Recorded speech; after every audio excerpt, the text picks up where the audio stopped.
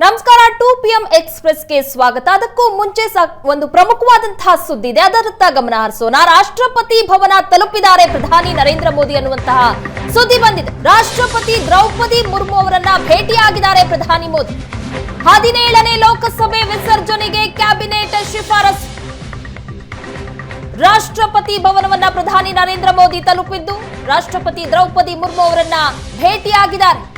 ರಾಷ್ಟ್ರಪತಿಗೆ ಶಿಫಾರಸನ್ನ ಮಾಡಿದ್ದಾರೆ. ಮೋದಿ ಸಂಪುಟ ಸರ್ಕಾರದ ರಚನೆ ಹಕ್ಕು ಮಂಡಿಸಲಿದ್ದಾರೆ ಪ್ರಧಾನಿ ಮೋದಿ.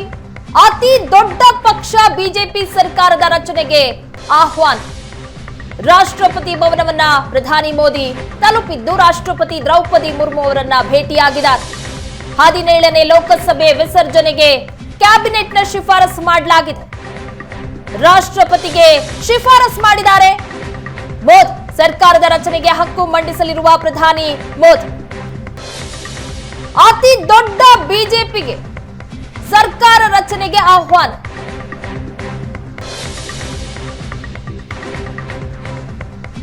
ಅತಿ ದೊಡ್ಡ ಪಕ್ಷ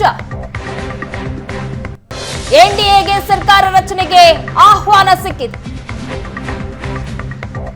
ಸರ್ಕಾರ ರಚನೆಗೆ ಹಕ್ಕನ್ನ ಮಂಡಿಸಲಿದ್ದಾರೆ ಪ್ರಧಾನಿ ಮೋದಿ. ಎನ್ಡಿಎ ಸ್ಪಷ್ಟ ಬಹುಮತವನ್ನ ಪಡೆದ ಹಿನ್ನೆಲೆಯಲ್ಲಿ ಸರ್ಕಾರ ರಚನೆಗೆ ಆಹ್ವಾನ.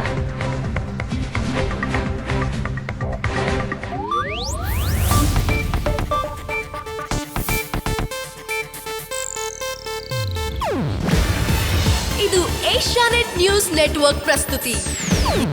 ನೀವು ನೋಡ್ತಿದ್ದೀರಾ ಏಷ್ಯಾನೆಟ್ ಸುವರ್ಣ ನ್ಯೂಸ್.